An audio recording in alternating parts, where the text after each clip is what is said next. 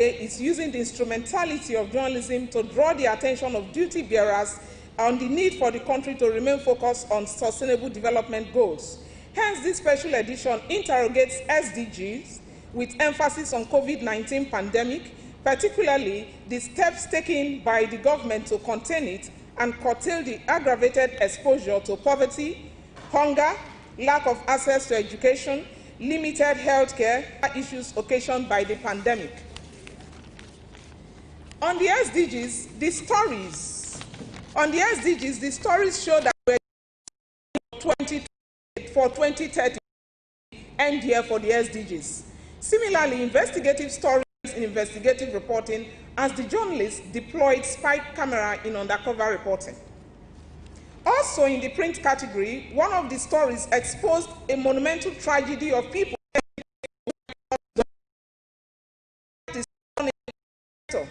Specifically, the story highlights how Nigerian children are denied the right to development as they go to school being taught. Those ghost workers are also creating future problems for the country because a nation with poor access to education is laying a solid foundation that reproduces poverty and insecurity. This story does not just expose the decay, but shows that children are being taught to game the system. Another story in the same category centered on certificate scandal. We commend the reporter and the medium for resilience because they could have backed off when the heat was much. The reporter pursued the story until a public institution reversed itself. The story brought to the fore why institutions are not working and how people get into positions with fake certificates, which promotes fakery and quackery in the country. The public institution reversing itself also shows that institutions can work if journalists uphold their constitutional responsibility of holding government accountable. The online category also had a stream of quality investigative reports. Worthy of mention is a well-investigated story on the fraudulent award of contracts, showing the level of corruption involving officials and their children.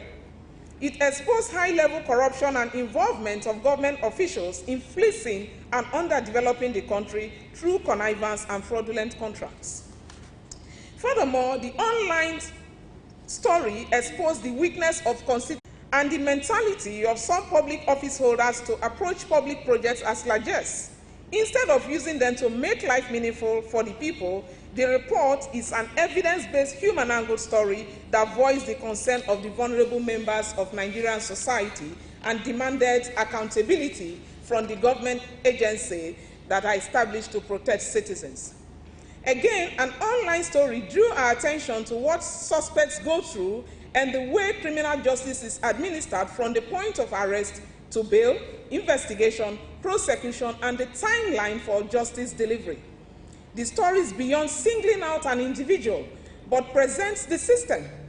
As a nation, turning our searchlight to the issues raised and addressing them will help build public confidence in the judiciary. Wrapping up, foundations are built in our country through examination officials who lack integrity.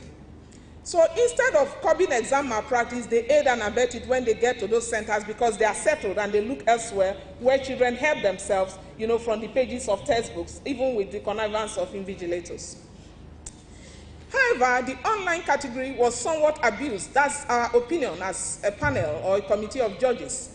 And verbosity actually is the signature of that category. Most stories had no consideration for the attention span of the readers. We suggest that when online journalists mine data, they should paraphrase for conciseness and precision and interpret them without losing accuracy, logic, and completeness.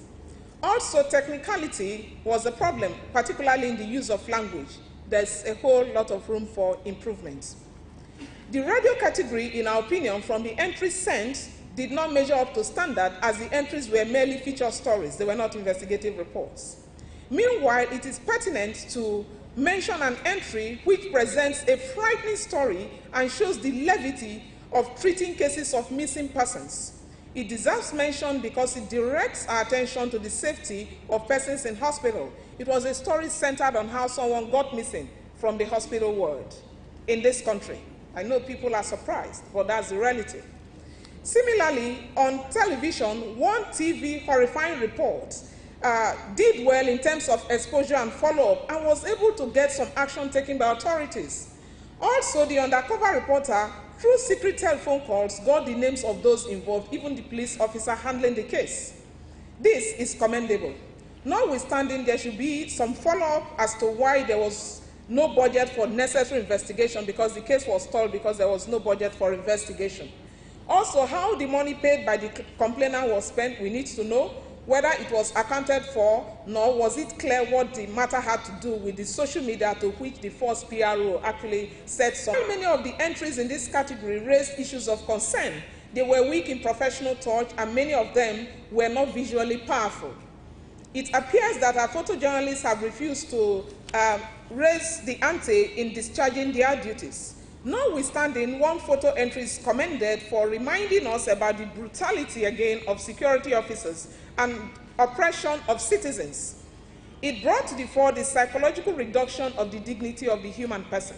In that photograph, we saw a man sitting, and a law enforcement officer was using the whip, to threaten, and he was practically dancing in that photo. So it reduces his dignity as a human person.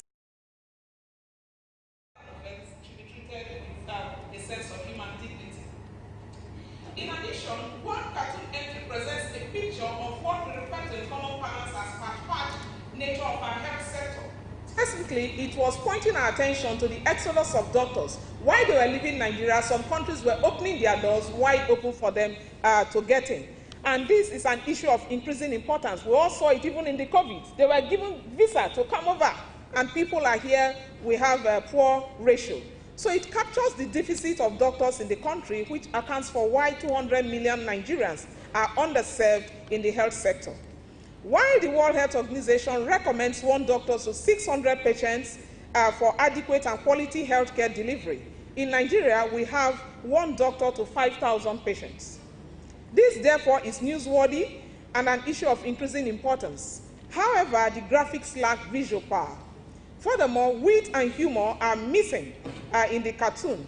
We submit that the cartoonists should go beyond illustrations and marry popular culture with news of the day. As such, we recommend that in their delivery, there should be an intersection between the issue and news and humor. Now, our concluding statement.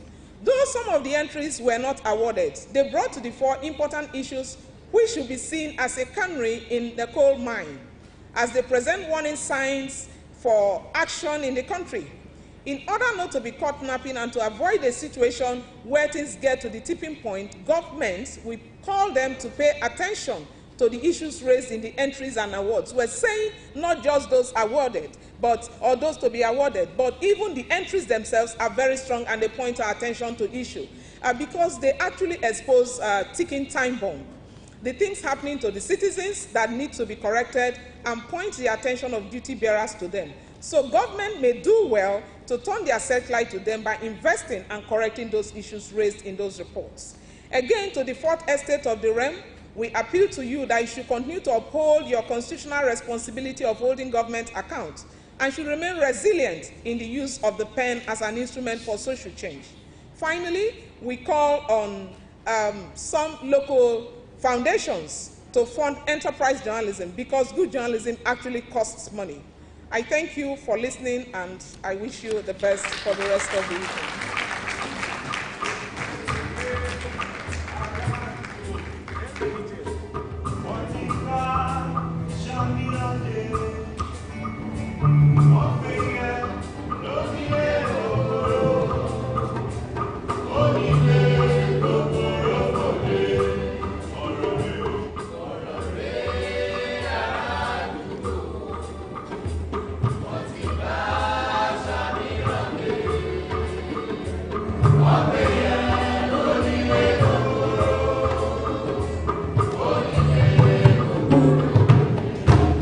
Please, can we put our hands once again for the judges?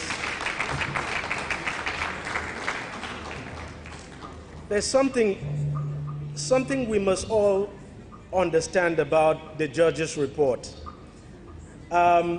Most times, journalists don't pay attention to the judge's report. But there's something I want to tell you.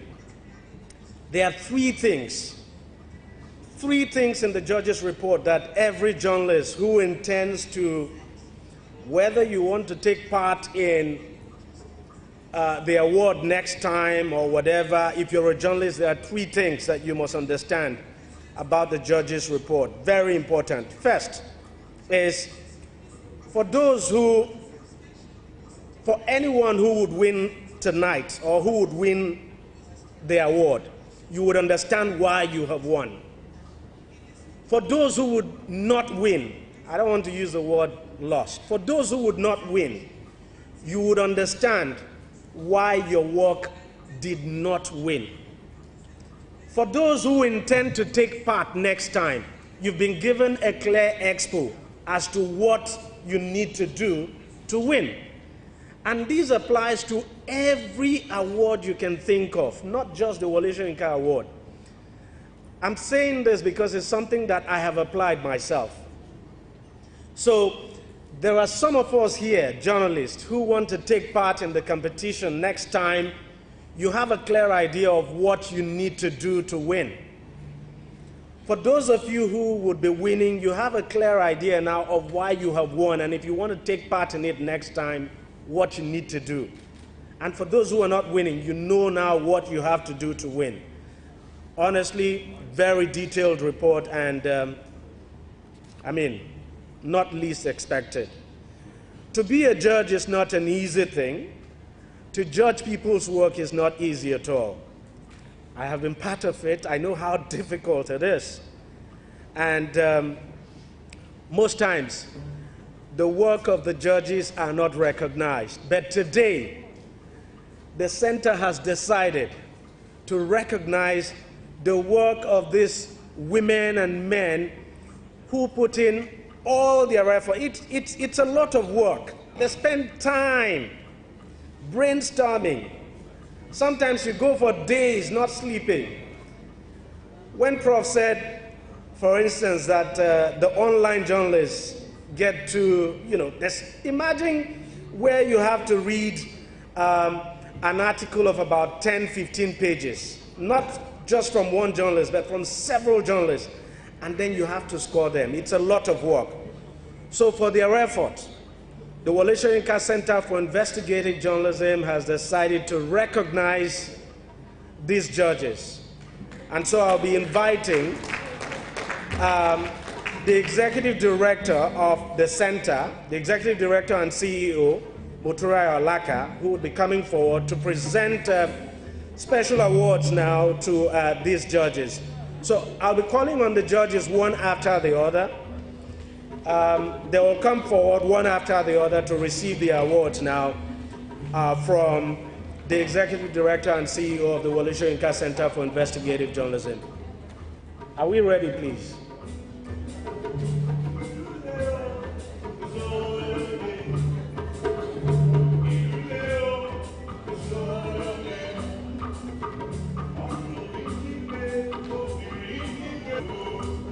All right, Sumaru Pate is a professor of mass communication at Bayero University, Kano. Professor Umaru Pate, your hands together for him, please.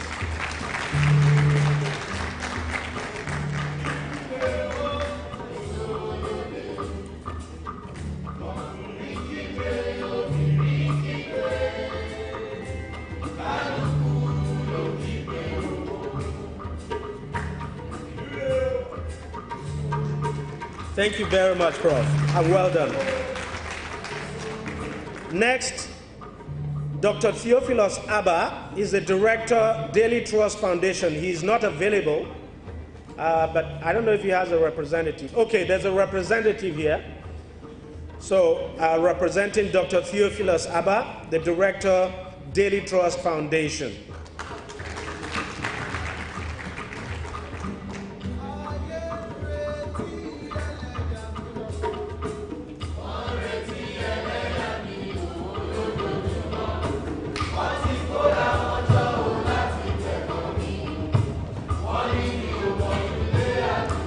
Next is Ms. Ayo Obe. She's a lawyer, columnist, and human rights activist.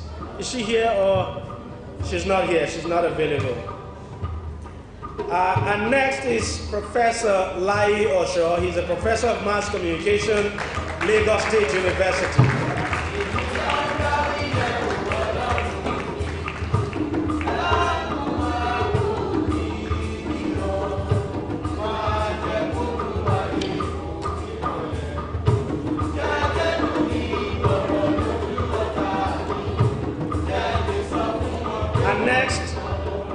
Mr. Boye Ola is the head of photography department, Nigeria Institute of Journalism.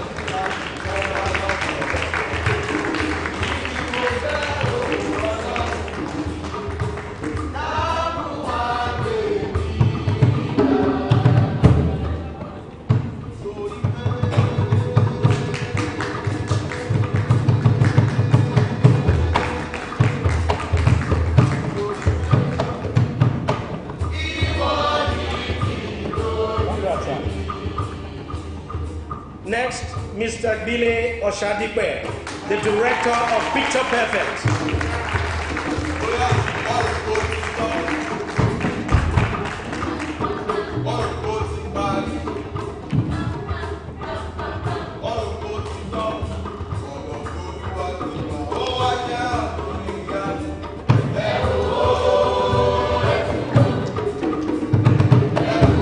And last but not the least, Professor Abigail Ogwezin-Disika. She's a professor of mass communication, University of Lagos.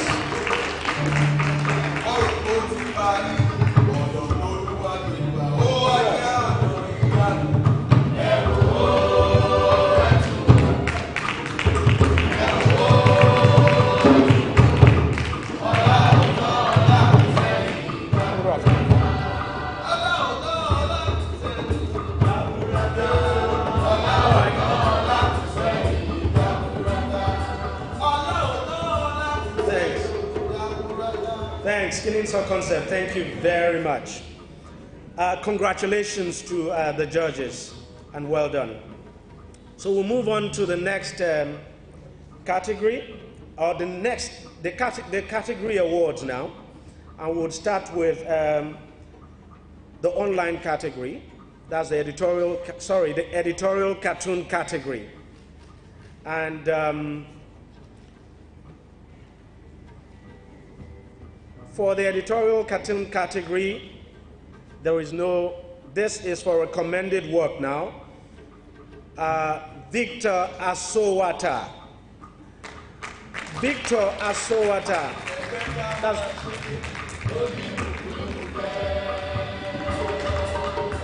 Now, Victor Asowata is a visual artist, painter, cartoonist, illustrator, with 2 decades of consistent and excellent practice in visual and communication arts. A journalist with Punch newspaper and graduate of Yaba College of Technology, Lagos, he has several awards to his name, including the Rector Award for the Best Painting Student, HND Fine Art Department, Yaba College of Technology, Diamond Awards for Media Excellence as Dame, Nigeria Editorial Cartoonist of the Year, Nigeria's top editorial cartoonist, BBC WST, that's the World Service Trust winner, Museum National Painting Competition, among others. His photo, Canada Opens Doors for Nigerian Professional Doctors, depicts the brain drain of Nigerian professionals to developed countries who lure them in promise of a more secured future.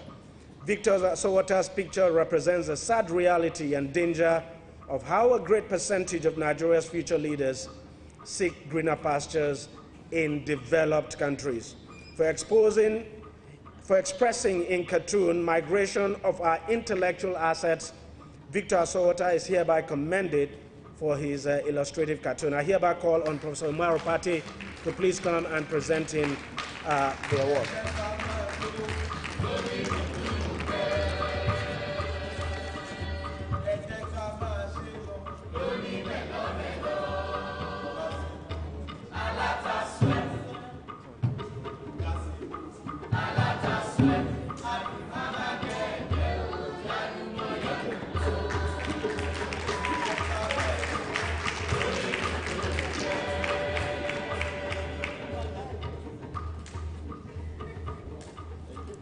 Thank you, sir. Prof. Okay, thanks. All right. For the next, the photo category. It's also a commendation. And this is the commendation goes to Ikechukwu Ibe. Ikechukwu Ibe. Now, an armed soldier punishing a commercial bike rider at Mararaba in Nasarawa State is Ikechukwu Ibe's photo, which was published in Daily Trust newspaper of 17 September 2020. Common man, a graduate of Federal Polytechnic Bauchi, Ikechukwu Ibe has been recognized for his creative photo stories as the winner photo category of the 2015 Wole Soyinka Award for Investigative Reporting and the winner of the Photo Print Rotary District 9125 Humanitarian Reporting Award 2016. Ikechukwu Ibe's work acknowledges how security officials, through the facade of work, oppress and disrespect human dignity of the common man. For calling attention to human rights issues, Ikechukwu Ibe is hereby commended for his efforts. Congratulations.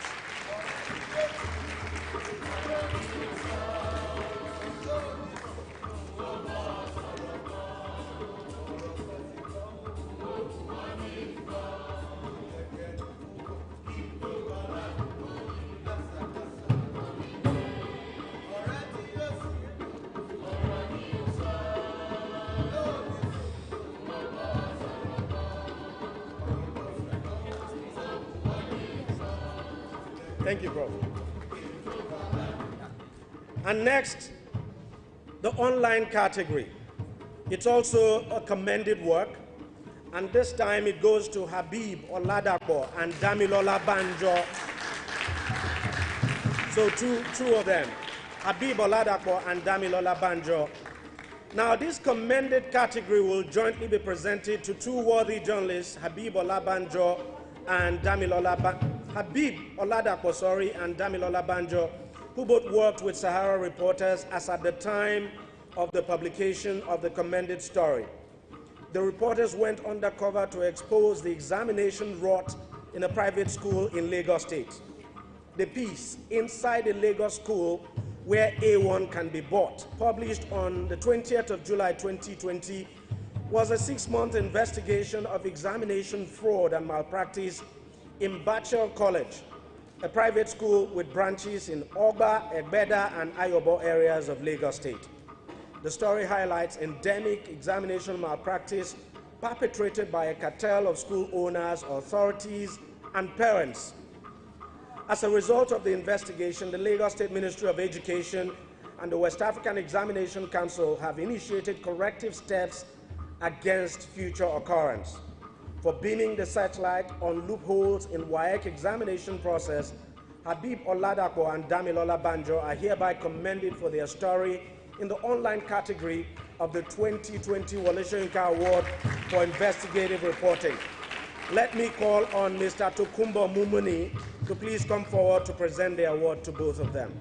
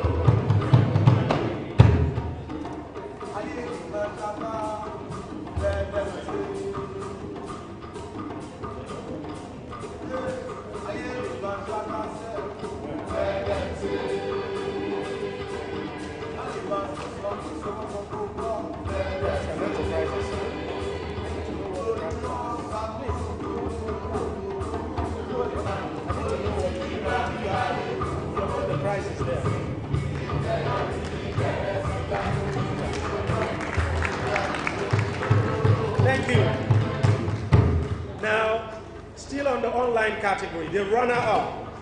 The runner-up is Taiwo Hassan Adebayo. Taiwo Hassan Adebayo. Now, worried about the continuous failure of several administrations in rehabilitating the comatose Eastern Rail Line, which had got over 67.3 billion naira from March 2011 till date, Taiwo Hassan Adebayo, senior investigative reporter with Premium Times, embarked on an extensive investigation about the failure of the multi-billion naira project.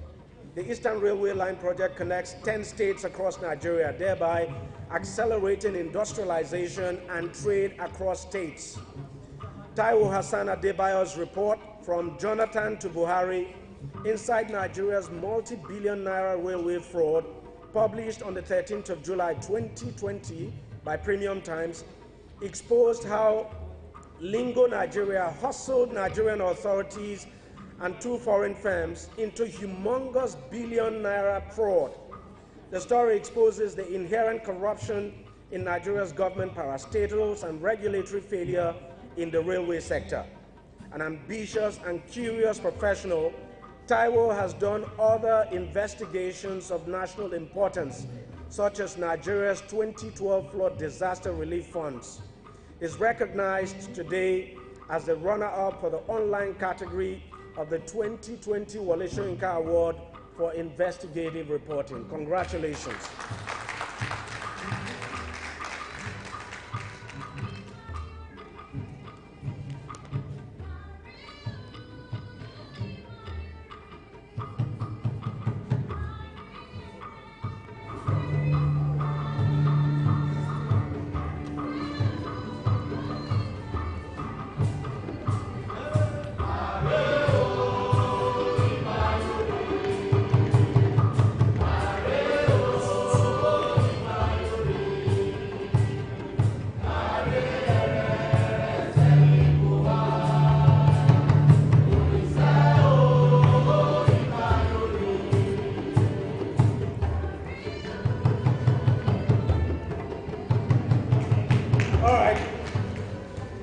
And for this one, still on the online category, and we have a winner. We have a winner, and the winner is Damilola Banjo.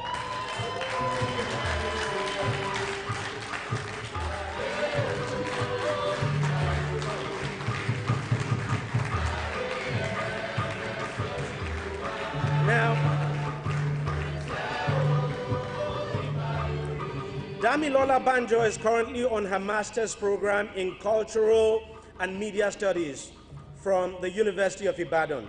Her three-part investigative story, Justice for Sale, published on the 5th of March 2020, is an expose on the corruption in Nigeria's judicial system. The first part of the report describes the notorious activities in the anti-cultism unit of the Nigerian police force. The second part documents the complicity of corrupt legal officers who sentence innocent citizens into prison, and the final part concludes with extortion and exploitation of the family of convicts. Prosecution was instigated against all indicted officers in the report. The report addresses the exploitation of state machineries set up for the protection of the masses to abuse their human rights. Damilola Banjo, who moved from Sahara Reporters to BBC Pidgin Service, was commended for her investigative story of this award in 2019. She is celebrated today as the winner of the online category of the 2020 Wole Soyinka Award for Investigative Reporting.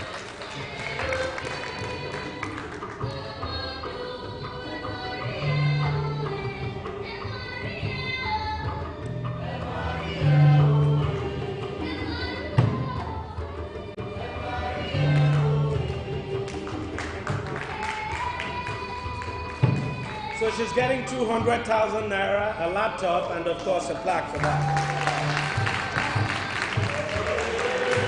So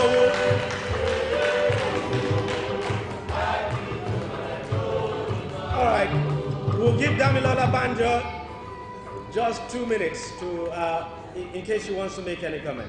Damilola.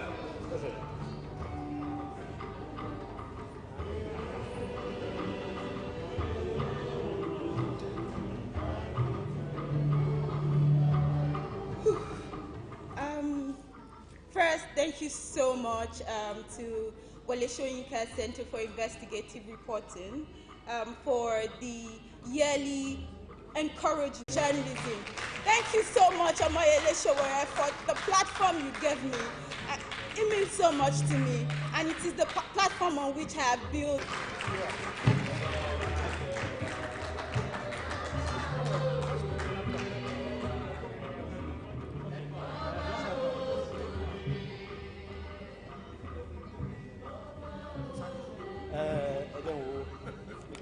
Okay, yes.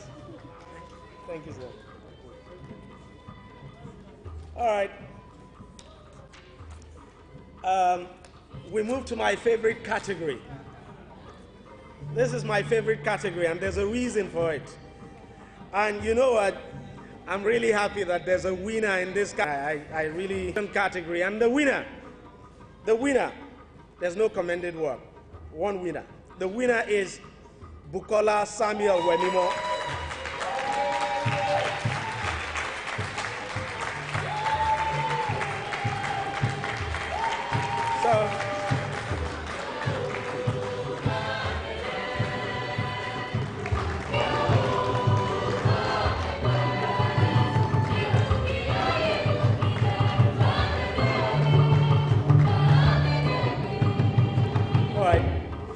Now, with rising cases of sexual abuse, child molestation, and rape among the young and old, Bukola Samuel Wemimo tells a compelling story of 3 survivors and families of sexual abuse who dare to damn the consequences of stigmatization, break the culture of silence, and seek justice in an investigation titled Child Sexual Abuse: How Police Officers Clog the Wheels of Justice.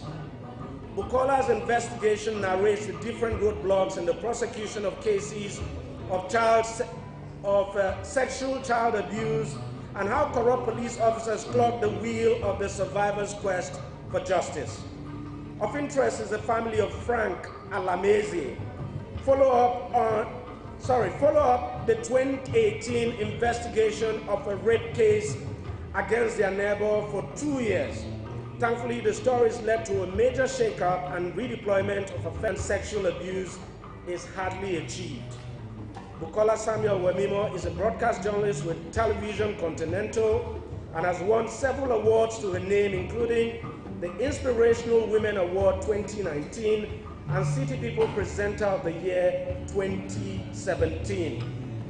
In 2019, Bukola Samuel Wemimo was commended for her investigative story at the 2019 Wole Soyinka Award.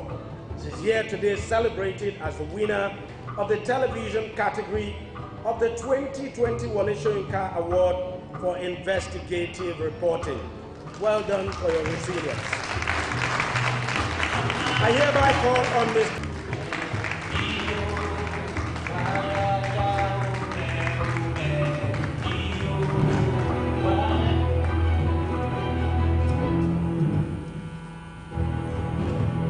So she gets a check of 200,000 naira.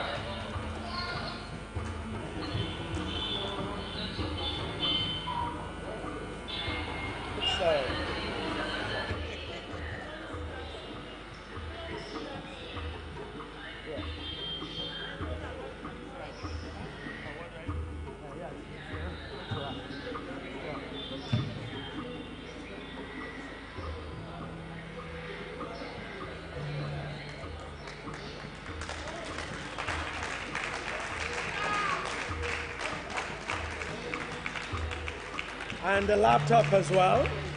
This is not a dramatized audio. In fact, it's a recorded conversation between toddlers and a child rights advocate investigating the sexual abuse allegedly carried out of them by their father and witnessed more than once by their mother.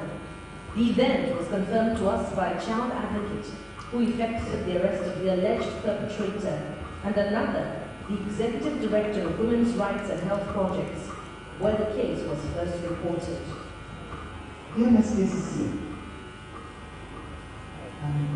So, Bukola, you would have 2 minutes. It didn't happen. She has observed attempts.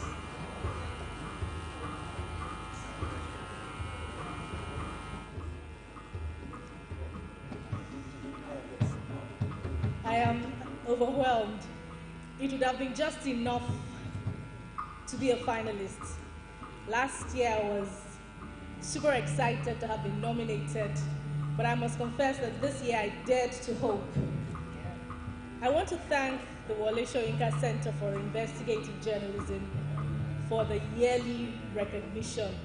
It pushes us out of our comfort zones, out of our perceived limitations, to go out there and report those true stories. And this story, particularly this one, hasn't left me since the start of this year when I went for it. I keep going back to check on the survivors. I could go on and on, but I'll just wrap up by saying that journalism can never be silenced. It is its greatest strength, and it is its greatest fault. Thank you very much.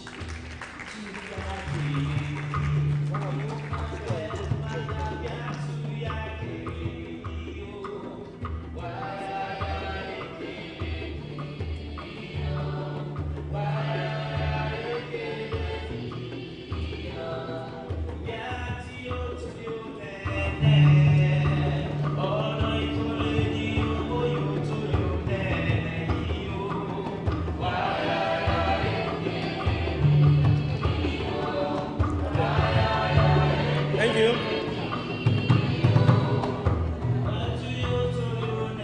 For the next award, that's for the print category. For the print category, this is a commended work. It's a commended work, and the commendation goes to Ibrahim Adeyemi. Ibrahim Adeyemi. Ibrahim Adeyemi is a creative writer, an investigative reporter, and a fact checker with Business Day newspaper. Adeyemi's undercover investigation is an expose on how the Nigeria Immigration Service, that's our national security, of how the Nigerian Immigration Service compromised our national security with 200 naira bribe. Now that's shocking.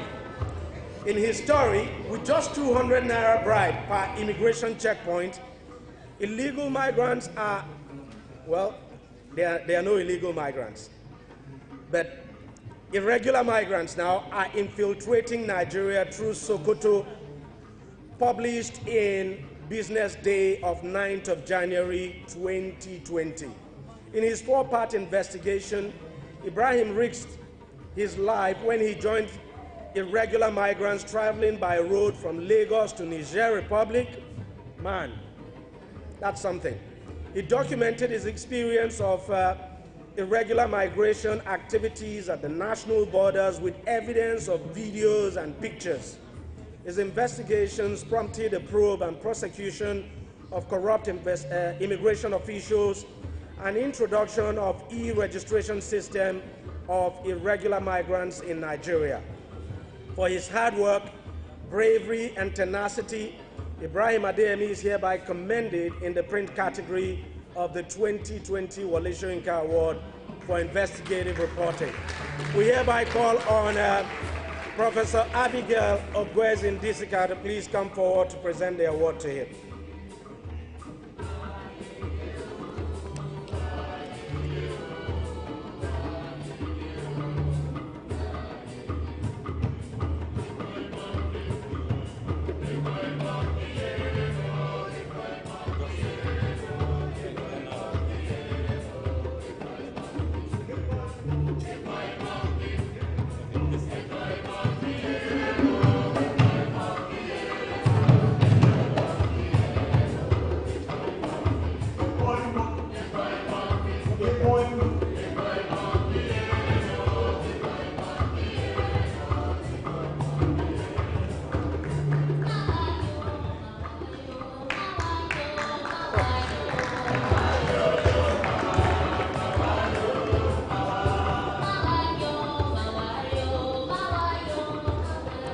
right, still on the print category, we have a runner-up, and the runner-up is Ibrahim Adeyemi.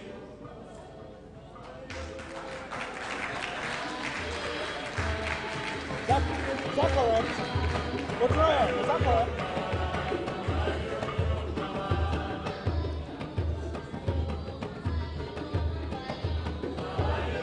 All right.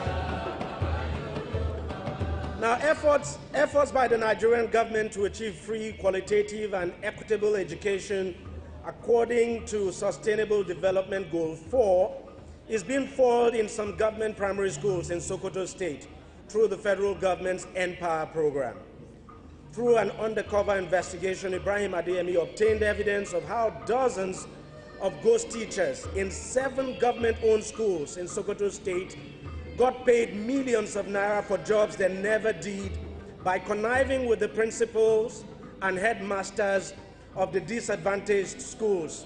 His report, Sokoto Ghost Teachers, Corrupt School Principals Stealing Federal Government's Empower Funds, published in Business Day newspaper of 17th December 2019, uncovers massive corruption and human rights issues in Sokoto's northwestern state of Nigeria.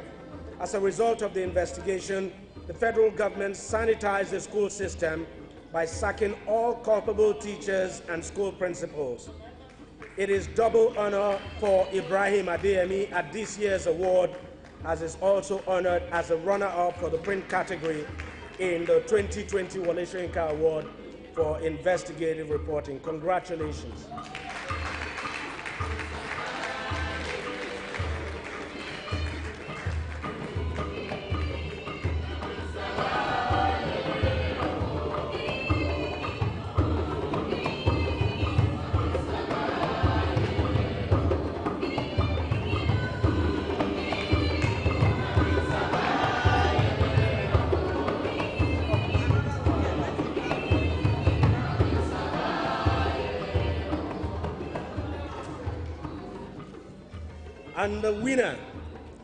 And the winner of the print category,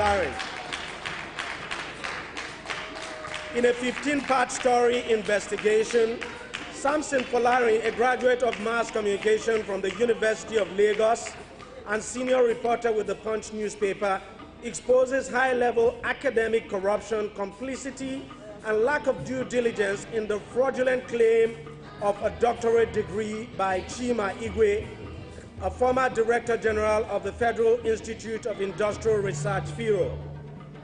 His investigation against Varsity's pronouncement, ICPC clears Embattle FIRO DG's PhD, was published over a period of 7 months from December 30th, 2019 to 29th of July 2020. It revealed how government officials, under the guise of godfatherism, deceit, and academic falsehood, secure unmerited high-level appointments. For years, Chima Igwe secured his appointment as the Director General of the FIRO agency through false doctorate declaration. Concluding investigation and outcome of Samson Folari's story led to the demotion of Chima Igwe as the DG of FIRO and sanctioned to refund all public funds and benefits enjoyed by his office for 18 years. Samson Folari's story portrays courage, it stands for truth, and pure doggedness.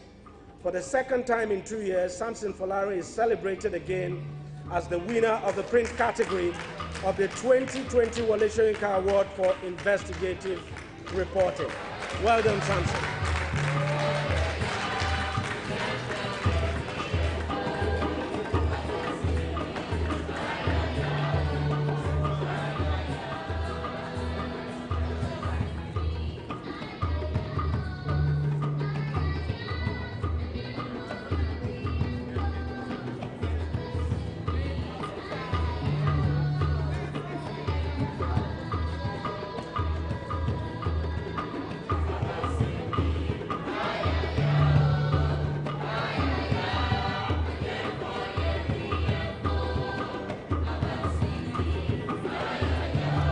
Samson.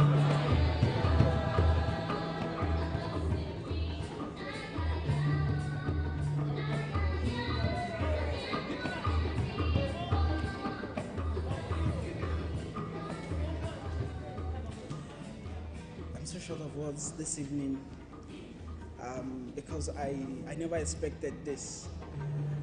I mean, it shows that hard work pays. I'm so short of words, honestly. I'm so short of words. I just want to thank the Wole Soyinka Center for Investigative Journalism for encouraging young journalists to give their best to expose corruption, high-level corruption, and we need to do more as journalists. It's serious. The level of corruption in governments, in academics, in private sector is deep. So we need more young journalists to join, to do more investigative journalism, reporting, and expose these rots. This particular report, I mean, is one report I will not forget because of what I went through. I cannot forget because I had written the first report in which I did my exhaustive investigation, proving that this particular person did not have this PhD. I was done, and then ICPC was dragging, and then by the time they released their report, they said the guy had it. I almost suffered heart attack because the PR I was asking her, please, I'm talking about this person. Are you sure? She said yes. We have finished our investigation. He has it. I was shocked. Throughout the weekend, I lost my peace. I was afraid. I was saying there will be litigation.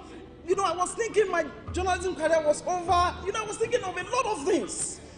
And then I had to do further investigation. And then it showed that ICPC was even relying on a third-party investigation. I was in shock. And then they had to, reverse themselves, start the whole investigation all over, and then they indicted the man. And it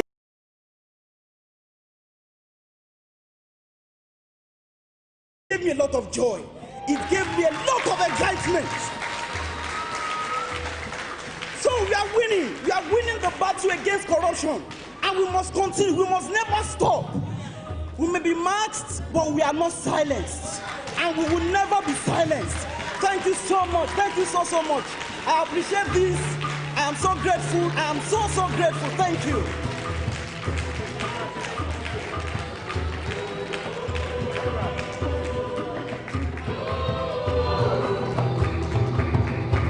I love that fire. I love the passion.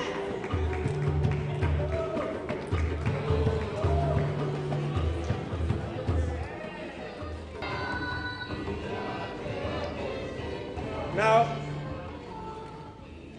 the next set of award is the Lifetime Award for Journalistic Excellence. And it would be going to Mr. Lade Bonuola, Lifetime Award for Journalistic Excellence.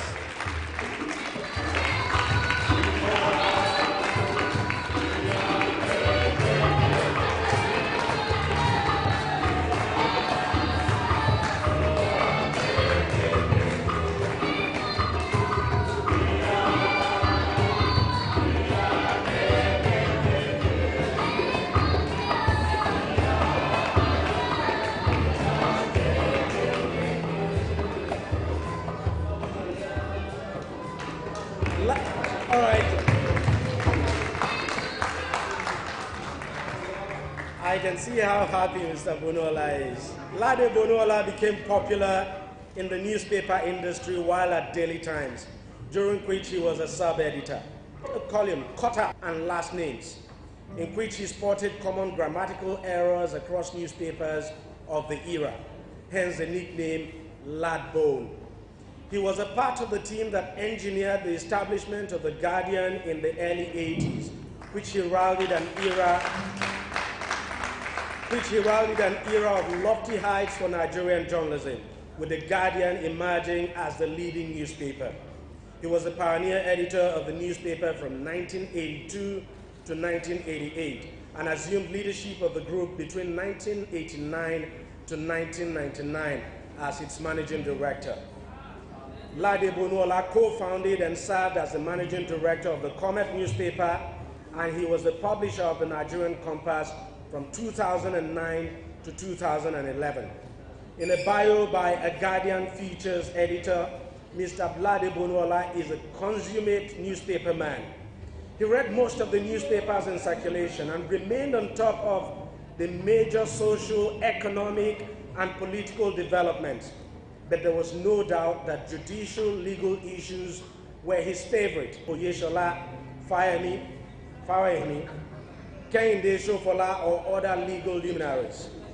He introduced course list in The Guardian, the first in any Nigerian newspaper, as well as Flight Guardian, under which the flight schedules of all national carriers were published. He also had undisguised admiration for religion and religious personages. Enoch Adeboye, the General Overseer of Redeemed Christian Church of God, first gained popularity for his column, Sunday Worship, in The Guardian. Soon he got a popular Muslim cleric to write Friday Worship, as he was always seeking balance. For the children's page, Mr. Bonola went all the way to get one of Nigeria's pioneering women writers, Mabel Shegun Ni Imekwede, who turned 90 earlier in 2020. He created Motoring Guardian for do it yourself, that's DIY tips on car maintenance, which led to scouting for automobile engineers around the neighboring Ladipo area to sustain the page. Ladi Bonola is the chairman, Verity Heights Bureau Limited, an online publication focused on the expansion of knowledge. For his many accomplishments and outstanding contributions to journalistic excellence, leadership, and influence on generations of journalists, Mr. Ladi Bonola is awarded the 2020 Lifetime Award for Journalistic Excellence by the Wole Soyinka Center for Investigative Journalism. May I please call on Professor Rocco Shekoni to please come forward to present him this special award.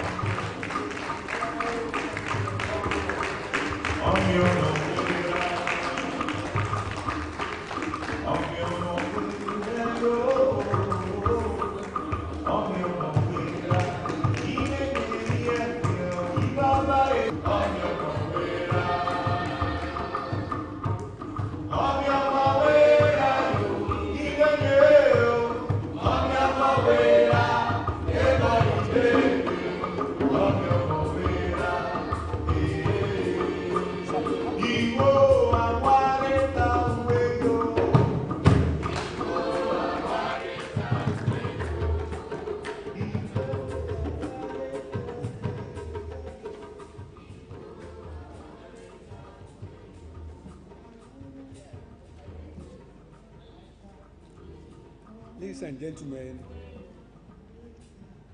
I'm short of words for this award.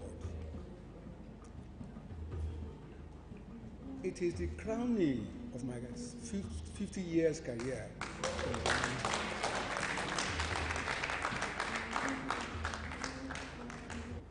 I thank you so much. I'm familiar with Wole Soyinka Center for Investigative Journalism. But what I've seen today, I didn't know this is what goes on. The quality of the awards, the quality of the winners.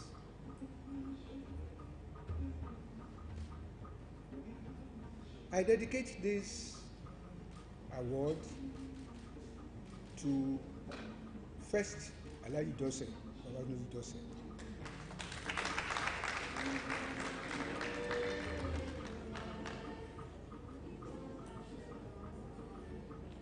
I won an essay competition in school, Kennedy essay of those days. And I didn't know how you got to know. He sent for me and asked if I would want to be a journalist. I didn't know what it involved. I said I was going to tell my English teacher. And my English teacher encouraged me to go ahead. And Alayi Dose promised to do everything. send me to school and all that, which he did, both here in Nigeria and abroad. I also dedicate it to my bosses, Alade, Henry Odukomaya,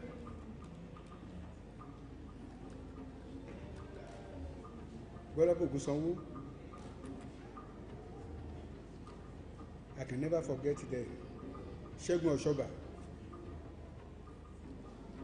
the slave driver.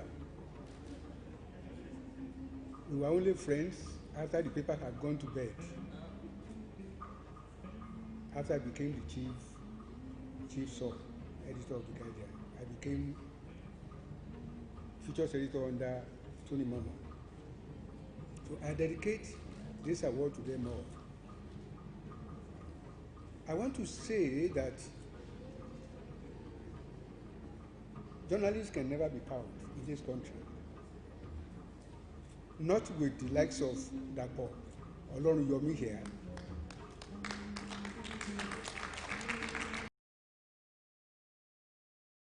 These are my people.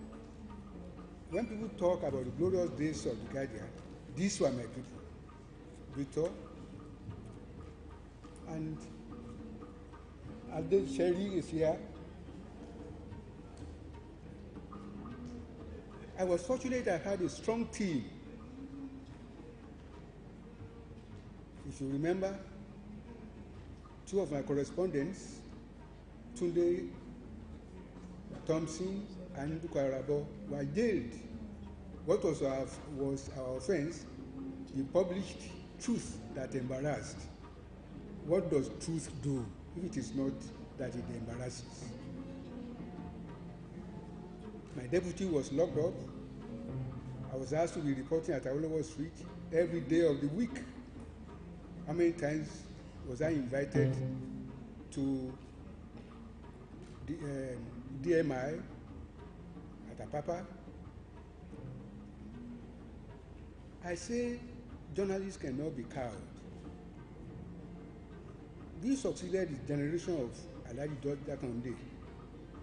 Alhaji Dakande had to write to Kamsalem, the Inspector General of Police, that when the paper was piling heat on the government, he said if there was anything wrong with the paper, he should leave his editors alone, they should come for him.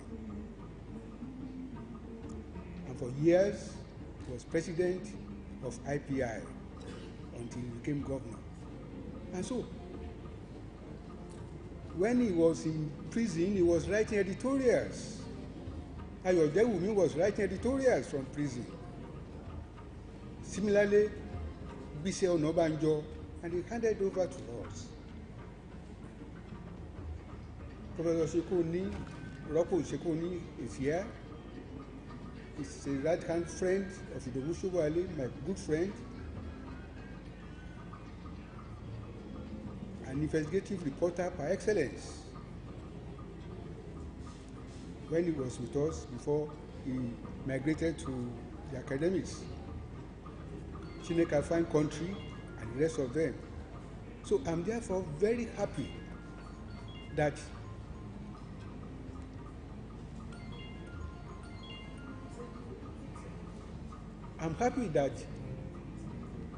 Wole Soyinka Center for Investigative Journalism has taken this profession to a higher level. And I thank you all. I have all my friends here.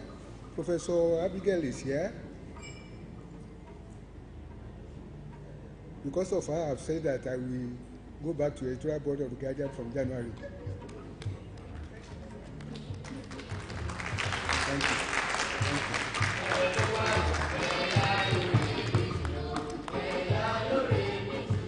So,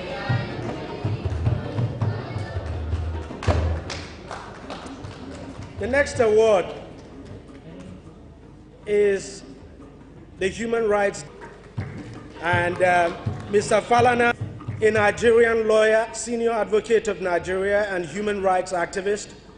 Mr. Falana is the lead partner at Falana and Falana Chambers, a leading law firm focused on constitutional law and human rights services. a former president of the West African Bar Association, under whose leadership amendments to the protocols on human rights violations allowed him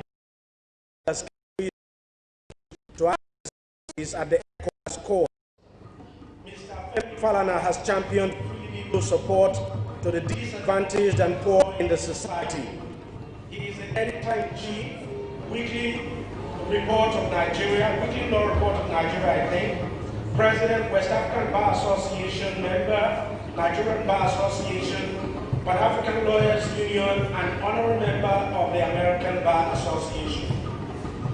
He has authored several publications and is a recipient of national and international awards, such as the Defender of the Year, Dr. Kwame Nkrumah Leadership Award, Bernard Simon Memorial Award for the Advancement of Human Rights. He was responsible for the release of journalist and founder of online newspaper, that's Sahara Reporters Omoyele Sowore and Joan Sabiri, editor and publisher of the Source newspaper, who were detained by Nigeria's State Security Service.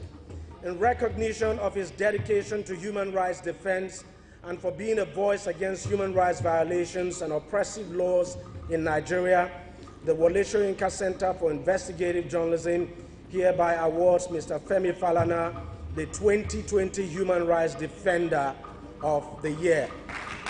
Congratulations.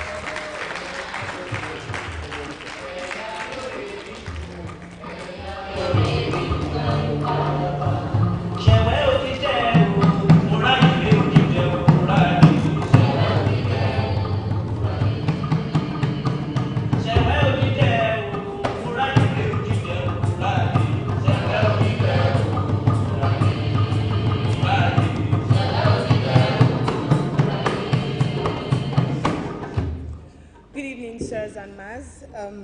I'm receiving this on behalf of my father, Femi Falana, as he's unavoidably out of town, and he really would have loved to be here, and he wanted me to stress that tonight.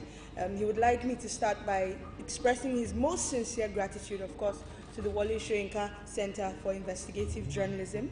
And while I know his activism simply comes from a passionate place, I can't deny that it's an honor to be seen, heard, and recognized. So thank you once again.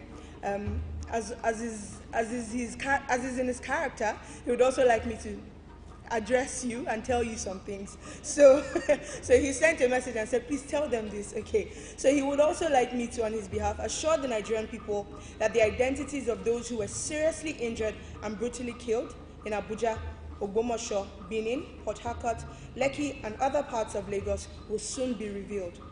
It may interest the public officers who are dancing on the graves of the slain protesters that the bereaved families are quietly shedding tears over their irreparable losses.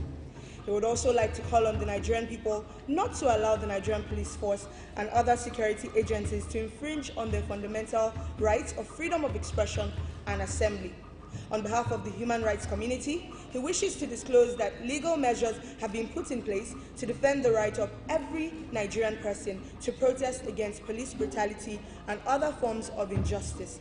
Once again, thank you for this recognition, and may the fight for human rights continue.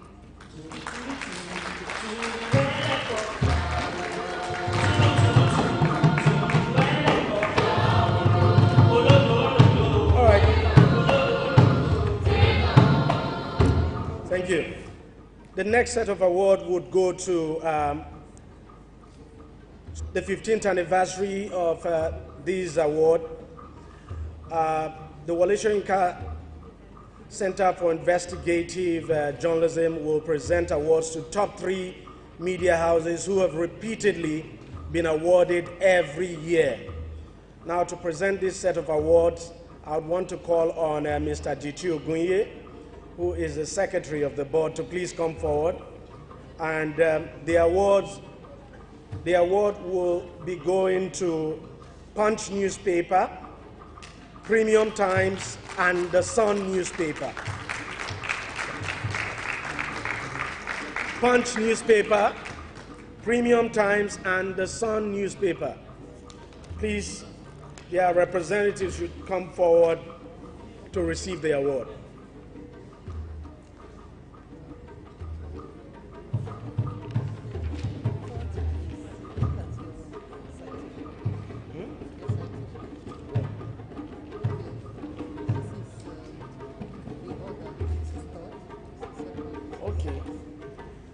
Now, the first, of course, the first place. Okay, we're starting with the third place. The third is the Sun newspaper. Second is Premium Times, and first is Punch newspaper.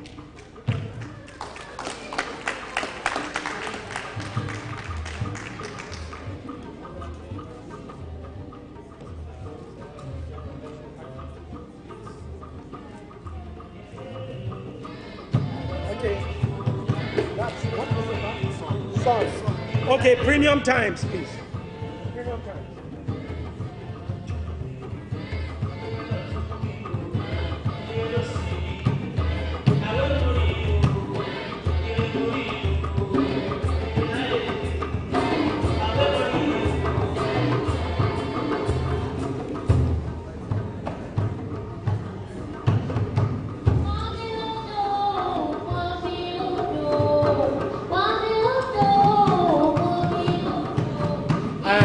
Punch newspaper.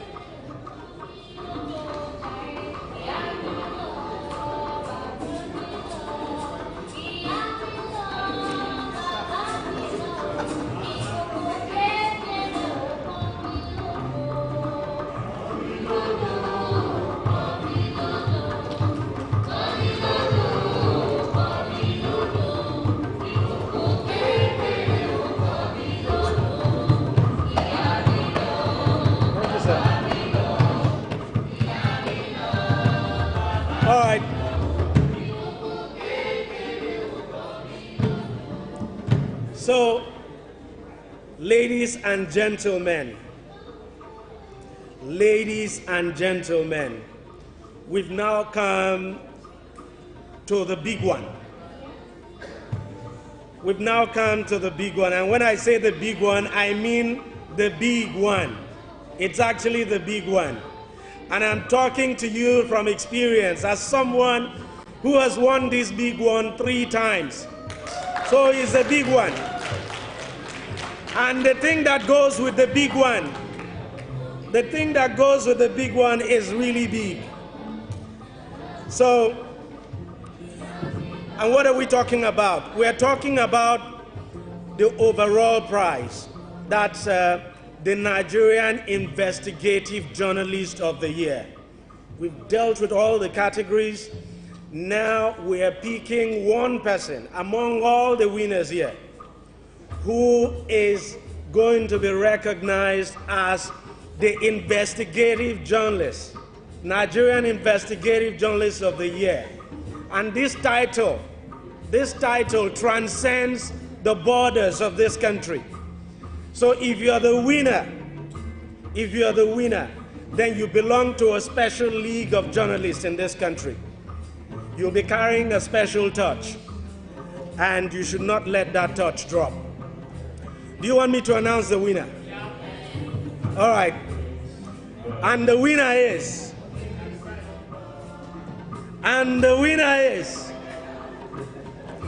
Kininso Concept. Should I go ahead and announce the winner?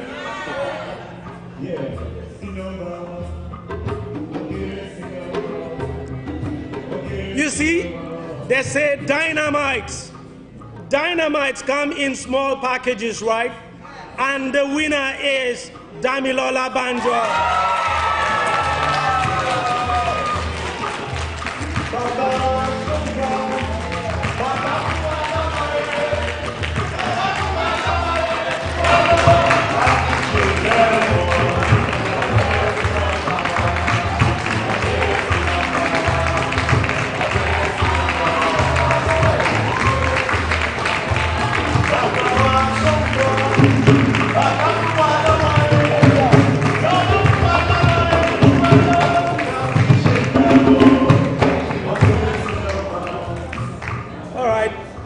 Now, the Judges Board of the 2020 Wole Soyinka Award for Investigative Reporting notes the significant effort that went into exposing the corruption in Nigeria's judicial system, especially the anti-cultism unit of the Nigeria Police Force, and compromise of the judicial system, which has led to the conviction of many innocent ones.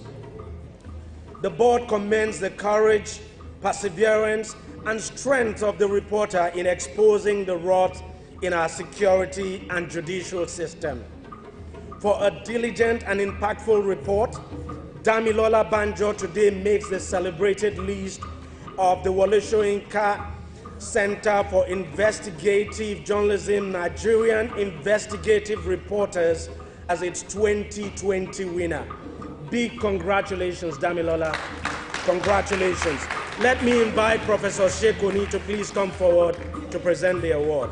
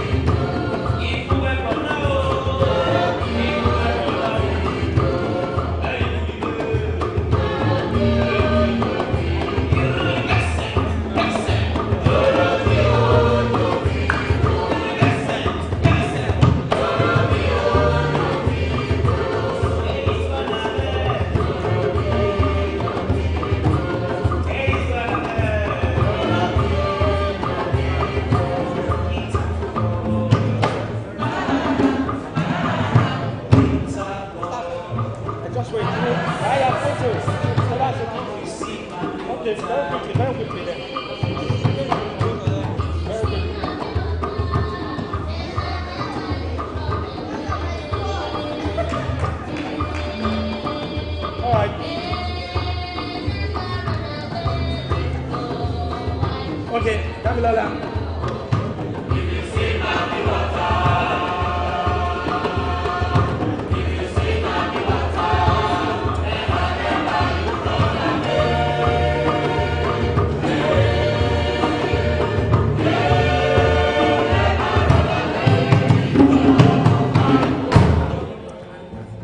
Thank you very much. I don't know how to react to this. It's so huge, it's so big. I mean, last year I was here and I was commended for one of my stories.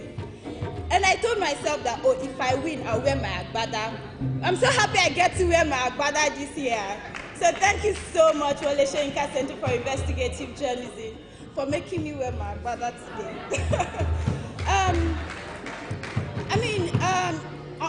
To more serious issues, in Nigeria, we have seen a frightening surge in press freedom, and we have seen how war weapons were deployed against peaceful protesters.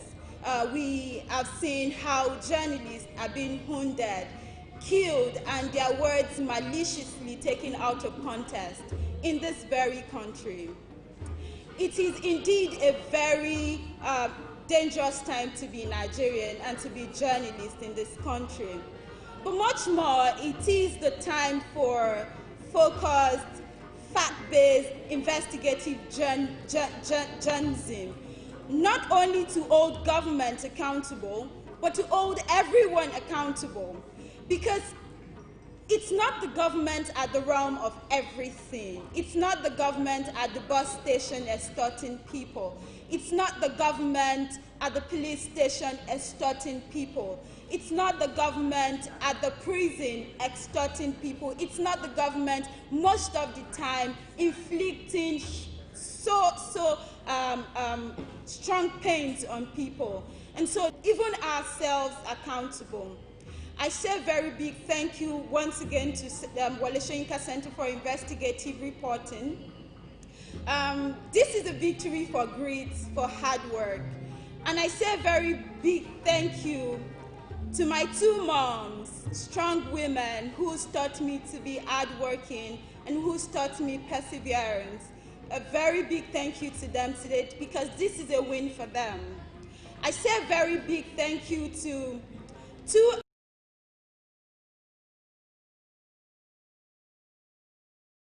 editors who have shown me how indispensable editors are.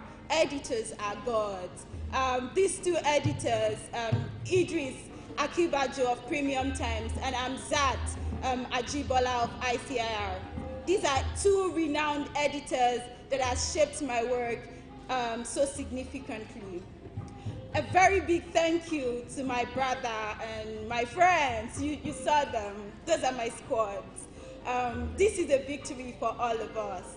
And to every journalist who continue to put in the work, hold government accountable, hold one another accountable, hold people accountable, a very big thank you to you too, because you're doing a very dangerous work and sometimes unappreciated. Thank you to everyone, and thank you to Wole Soyinka Center for Investigative. Congrats. Congratulations. All right, so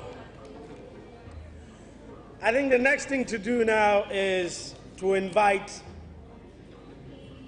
the board secretary of WSCIJ, Mr. G.T. Ogunye, to give the closing remarks.